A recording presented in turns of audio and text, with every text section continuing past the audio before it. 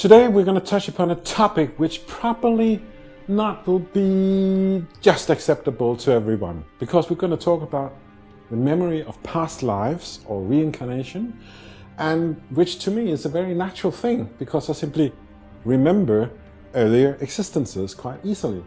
And to a lot of people it sounds like, whoa, this is, well, it's kind of weird or cranky or, borderline insane even, And so that's the reason why I don't talk to a lot of people about it. But there's a lot of other people going around with the exact same thing happening for them, that they just remember past existences and they don't talk to other people because the general population think it's a bit over the top, something.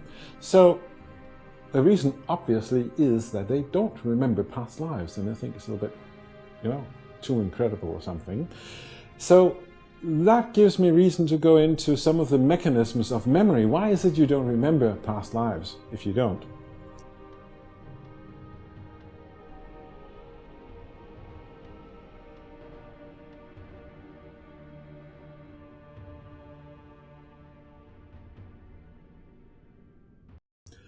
And I'm going to give you 2 points which of memory not working as it should.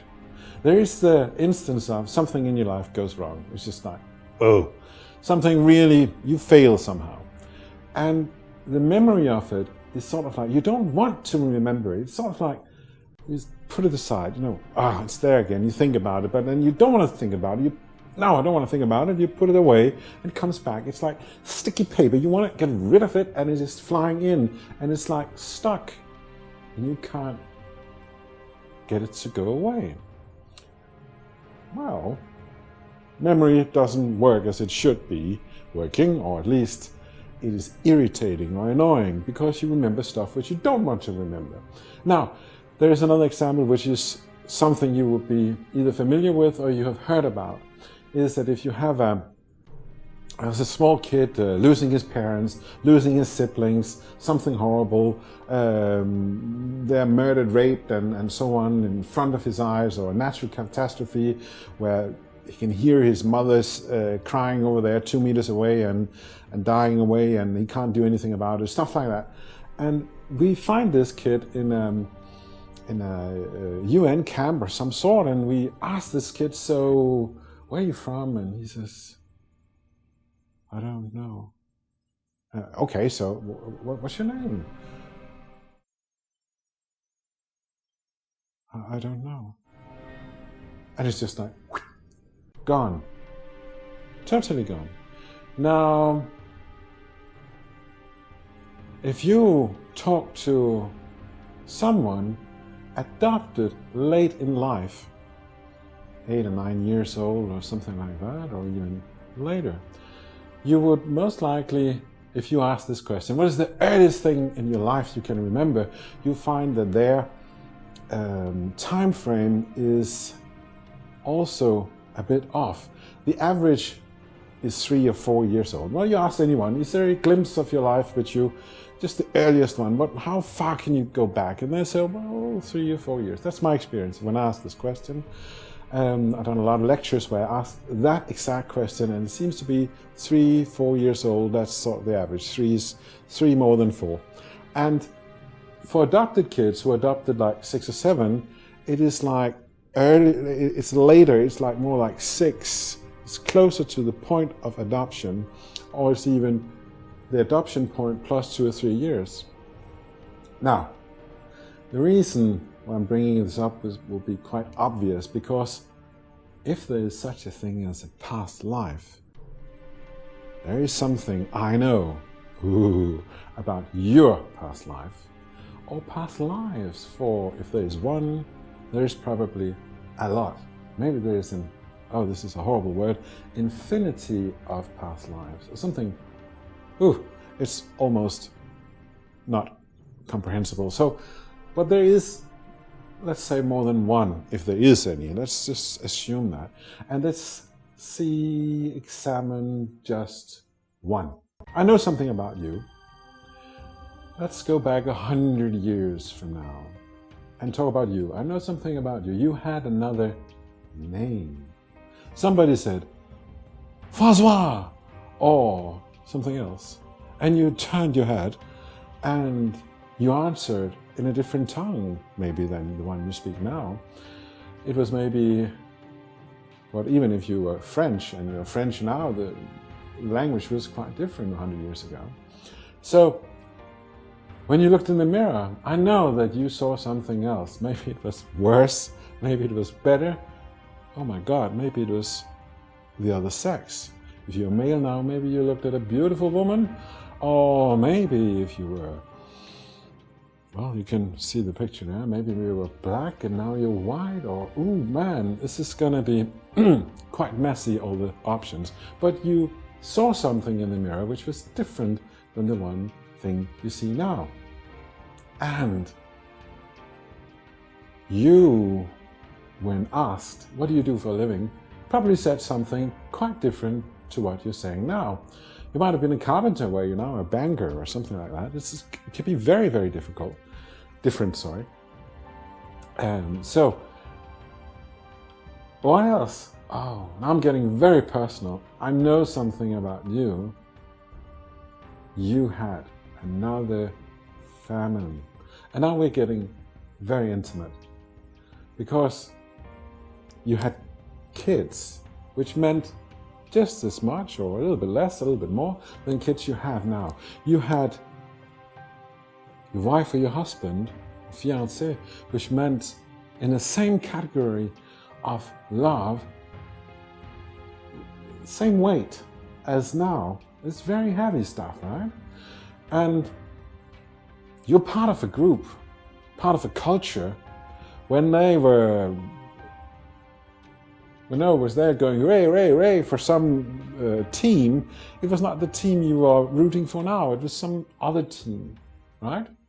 And all these things are obvious, that if there is such a thing as past lives, then you were someone else having all these things.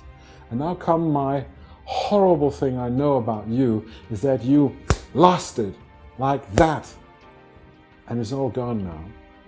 Whoa. Going back to the kid who lost his family in a war, going back to the adopted kid who has less memory of early childhood than a normal average kid, you can see that there are similarities. It might simply be as simple as you don't have the strength or the power to actually remember past lives. And that is a quite logical point of view. And I invite you to examine it, not from a belief kind of viewpoint, but simply from a scientific viewpoint. It makes sense that if it was, then it would also mean that you probably can't remember it. That's quite important.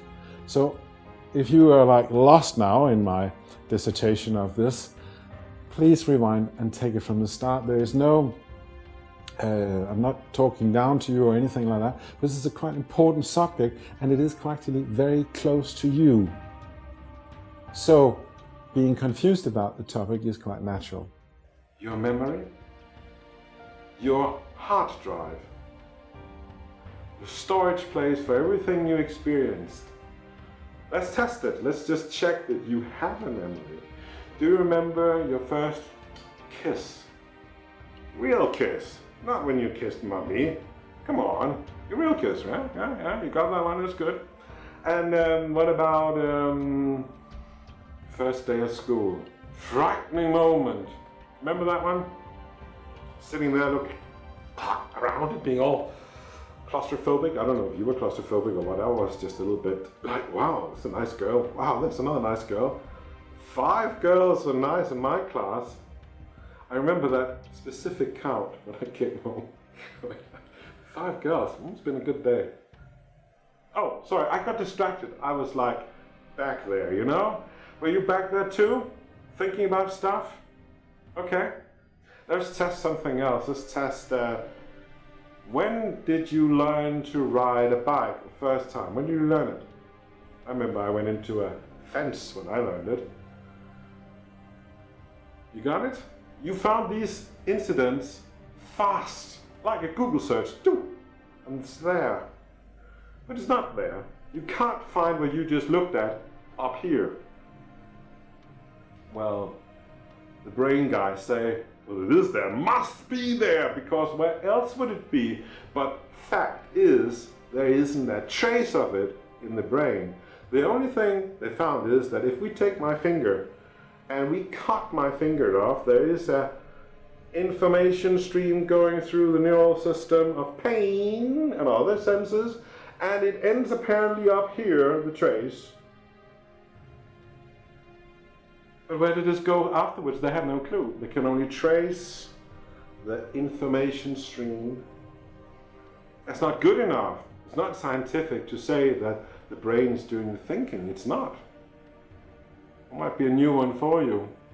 You might say, well, it can't be true, because if you sort of like knock someone with a hammer in his head, he will not think very well. That's completely true. I gave you that one. But if I take my phone and I give it a good smash with the hammer, I won't be able to call you. It doesn't mean that you cease to exist. I just smashed my phone, so I can't call you. It doesn't mean you disappeared. Let's take the phone thing. It's actually interesting.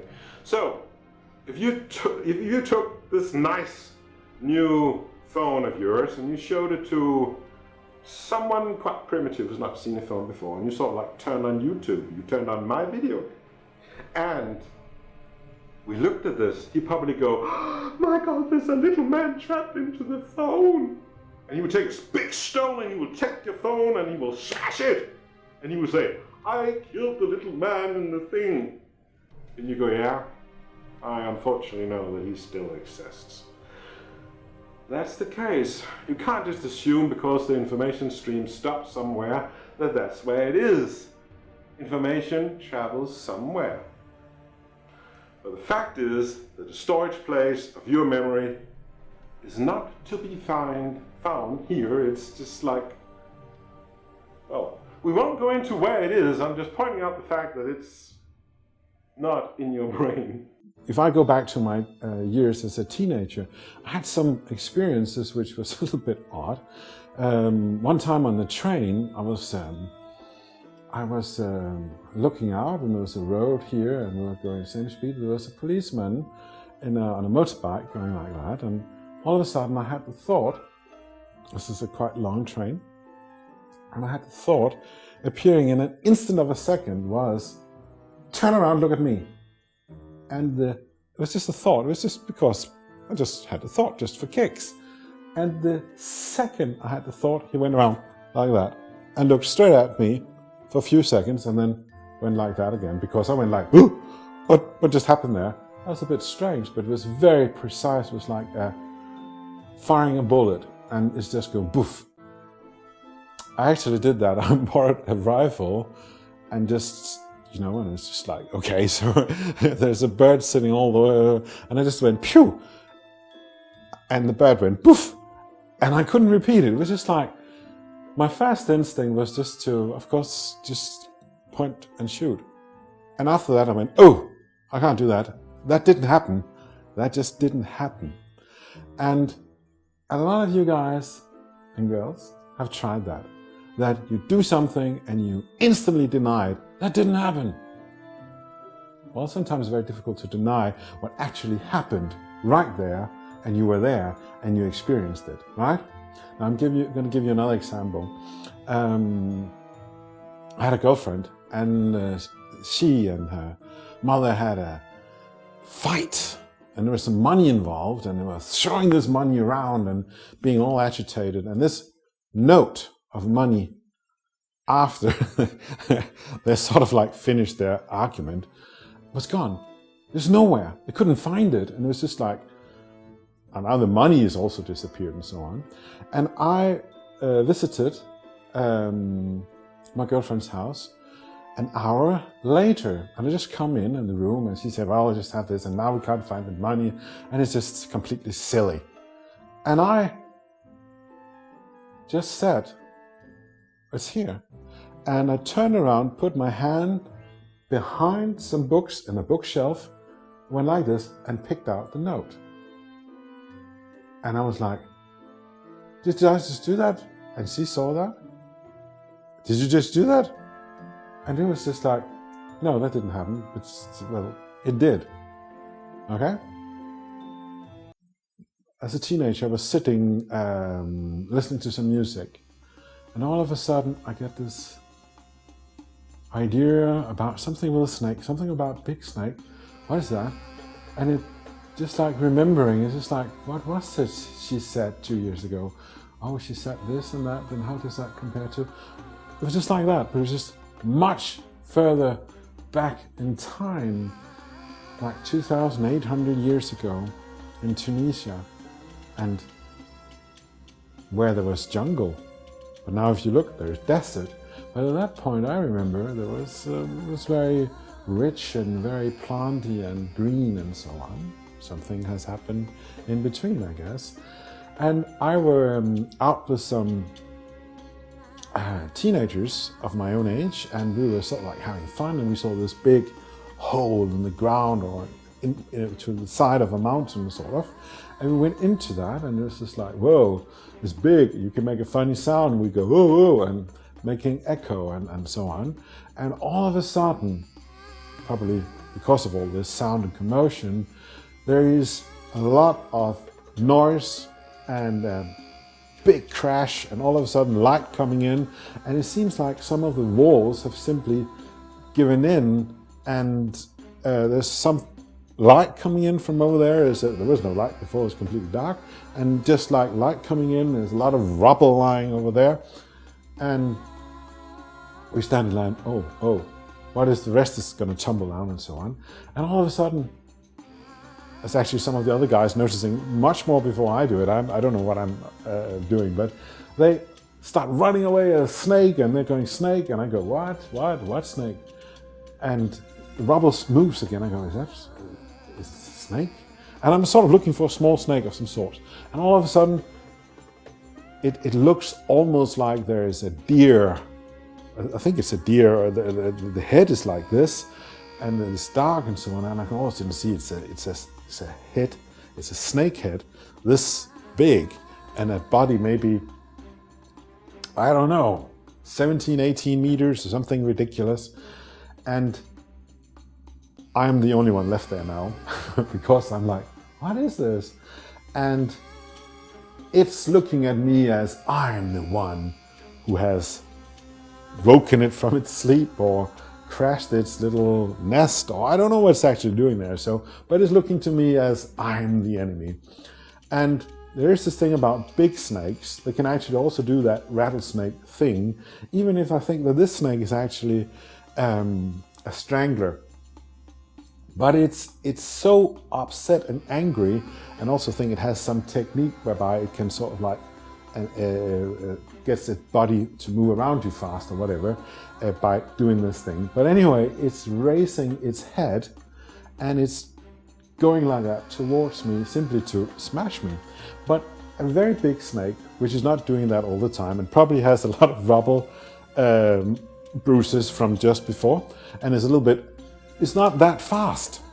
And when it moves forwards, and it's one of these defining moments in time, so that's why I remember it so clearly, you actually have a chance. So I go, whoo, and it goes, whoo, and it smashes down into the earth, rubbles and so on over here, and it strikes again, it repeatedly strikes, it's sort of like dizzy around, and then it sees me and go boom, once again, and you have to stay clear of the tail and clear of its head.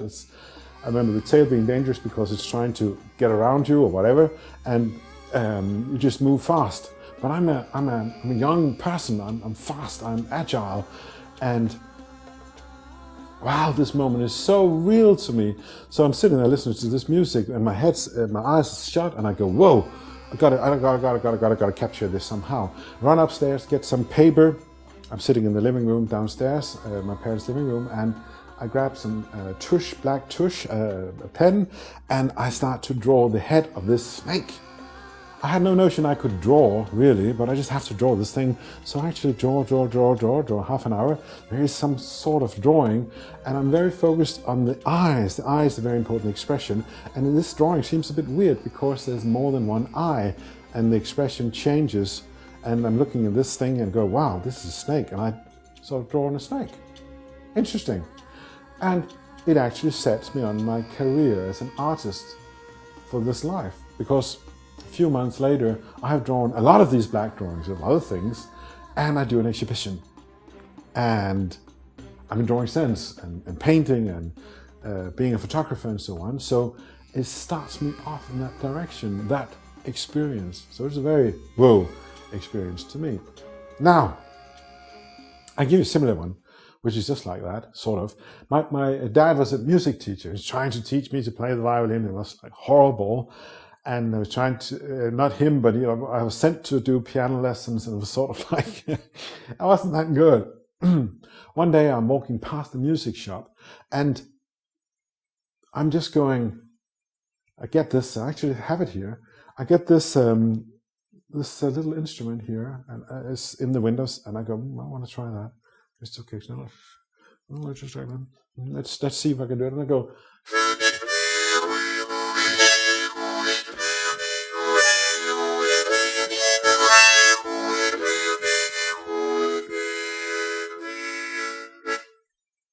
I go, what?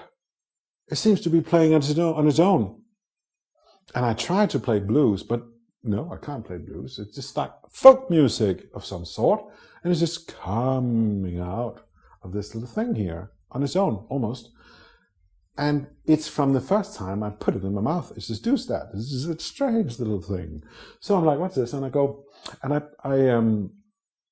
play along, and all of a sudden I remember being a cowboy. Not one of these fancy gunslingers. I was actually a kid, like just driving cattle, with 4 other guys, adults. I was the youngest one, and back in Old West, and I have to get over sort of like a hump with the horse, and the back legs of the horse goes into the mud, and it's sort of like tips at balance point, so it goes like this and falls on its back. The only thing is I'm on the back, right?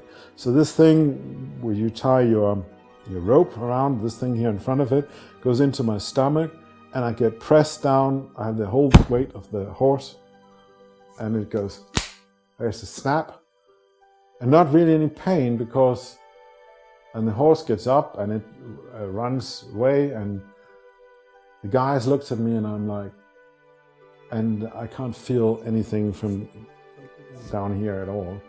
And I must look also a bit weird, because they all look at me like, oh my. And what happens is this is a long journey. They're going from here to there, and it's a 2-week journey, and lots of cattle and lots of money. Everybody knows there's no doctor around and I won't be able to make it, and it's just like I'm dead. I know it.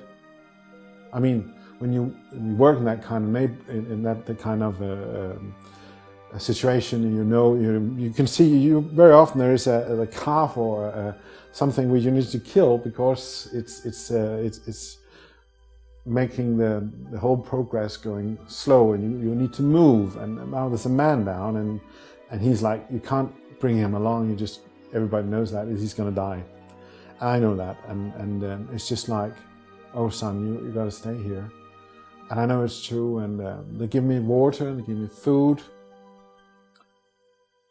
I also think I'm giving a weapon. They don't have much weapons, but I'm giving some sort of weapon to defend myself, animals and so on. And they're talking over there, not so loud, so I can hear it. And I have my mouth organ and some food and some drink, and then they move on.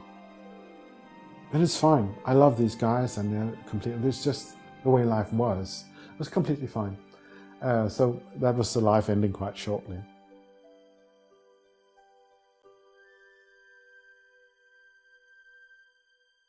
There's probably some notions before that, but I give you this anyway. I was sitting interviewing as a military person this Jewish woman about some financial stuff, and I was trying to get her to leave Germany, because I could see I got this notion that things are not going the right direction, and your life is in danger, girl. And to get that point across to her, I had to be quite horrible to her. And that set me on a course of being alert, being sort of like not really here, not completely wholehearted a Nazi and so on. And jumping a bit in time, there was conspiracy to kill Hitler, well, a few of them actually, but one of them involved some high people in 43. And I managed to hear about the assassination attempt and then to place a document in the files, having it look like I was trying to warn people about this upcoming assassination attempt, and this warning had been ignored and so on. And I falsified it and placed it in the archives and so on, because I knew there was a research were going to be done in the next few days, and it would find this letter, and I would be sort of like the hero, which was not a hero. But I managed to implicate some people who were just like horrible people, so they were part of the assassination attempt, so they got, and that was kind of cool. And then I got sort of like, whoa, he's a good guy, he's one of us. And then I actually got promoted and got more power and more ability to screw things up, because that was what I did in secret. I screwed up communication and lines and orders and was basically trying to make sabotage in terms of having communication go wrong from within. Now, I also did other stuff later on, but I remember something very interesting. Actually, this I remembered after this life, having been having a dance lesson, and I was dancing waltz, and all of a sudden I was getting this flow of dancing a waltz, and all of a sudden I remember being at a ball in Nazi Germany, and in a few seconds understanding something extremely important about Hitler. Because Hitler was standing over there about 7 meters away, and I was doing a waltz and turning and so on, and I could see Goering and Goebbels standing behind him, and Hitler were being agitated about something. He was being a bit crazy looking, whatever, and I could see Goering and Goebbels behind him sharing this notion of going, oh my God, he's like, you get this when how parents would look at each other like, oh, the kid is acting up again, my God, we just have to handle him. And I got this idea, oh my God, it is not Hitler running the show, it's Goering and Goebbels running the show. And that was just, I have no historical backup as such to this thing. It's just like, it dawned on me, dancing the waltz, and remember dancing the waltz another time, and that was how it was really. He was being, to some large degree, puppeteered and steered. Anyway, I'm quite sure it was like that.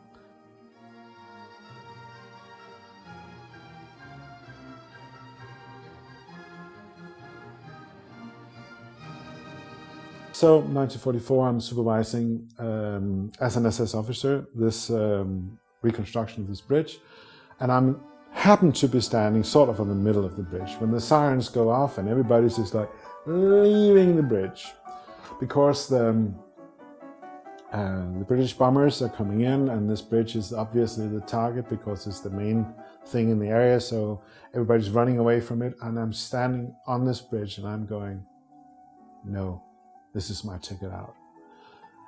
I remember having this notion, there has to be a better way to live. It has to get better somehow. This is no way to be living as a human being. That notion was very strong.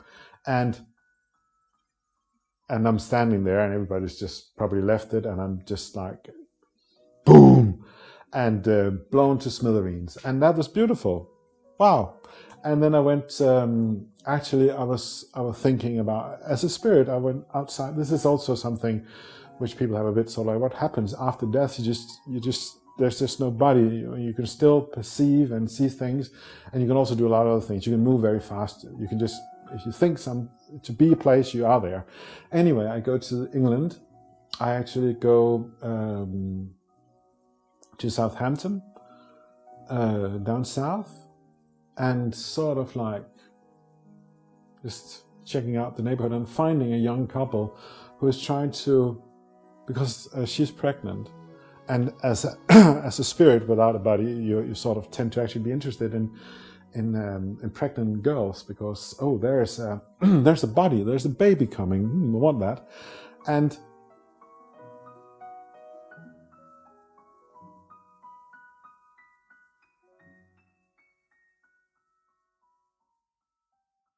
so it's quite sad. I'm really beaten down, and I don't really care so much anymore. So when some family get hold of me and tell me that there's a relative of mine and that girl has been sort of adopted more or less like a biker chick, and she's in this gang and it's all horrible and parents are sad and so on, I don't really give so much about it, but it's sort of like a thing to do. And it's down Arizona, and I go there, and I managed to talk to this girl, get hold of her, and persuade her to go back to her parents, and blah blah blah. And I'm being all I'm very well spoken, but it's like I'm just doing it to something to do.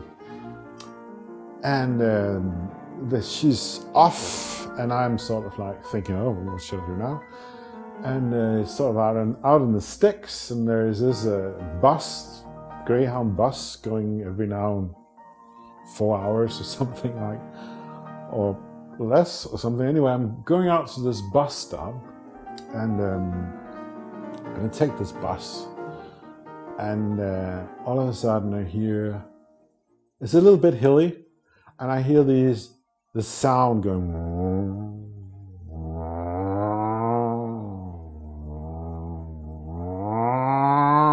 and this is how notes of, and you can, in the beginning it's sort of like very dim in the far distance, and all of a sudden I realize it's just a lot of motorbikes coming my way, and it's just when they go up on the top of the hill I can hear the sound clear, and then they go down, and when they come up again it's a little bit closer, and it's not so good. Now, it's a flat area, I can't run, and I'm also like, yeah, okay, so I'll just I just play it cool. But they actually sort of know who I am and what's going on. I must have asked for directions or something. There is two bikers going straight towards me on their bikes, and then they go vroom, and they park their bikes some 5 meters on either side, like there and there. And there is and the rest of the crew is sort of like standing there, sort of 5 meters or 10 meters away, but the whole 20 rest of them or whatever. And then there's this dude coming my way, and I'm sort of thinking, okay, so that's the dude. That must be her fiancé kind of thing. And I'm just standing there and sort of like ready to ask the obvious question, so what now, or something like that. But he doesn't say anything. He just kicks me right in my balls, and I can't stand on my legs, so I just fall down like this, and then he kicks me right here in my throat. And that is my ticket. So I'm off. Foo! And this is May 1968. This happens. So I'm born in Charlottenlund, 1968, 13th of June. After hanging around a little bit, also a pregnant woman. I know the man. I know this guy as being a senior officer in the Roman army. I recognize him. He's a good guy. It's somebody I respected very much. He was not a very military guy. He was more like a philosophical guy and talking about thoughts and humanity and so on. And that's how I remember him. That's how and I wanna go with this family. So I'm born 1968, Denmark, and here I am. And that's my story so far. Of course, there's happened a lot of things up to this point here. But here I am now doing lectures, for instance, one of the things I do, and amongst other things, being a photographer and artist and so on. And you are here on my channel, and thanks for watching. If you watched this far, you should definitely also take the next step, which is go for the subscribe button. Coming up now, there is a guy who's going to come around in a few seconds, and you just need to click the subscribe button and you'll be all set. More good stuff to come. All right? Take care.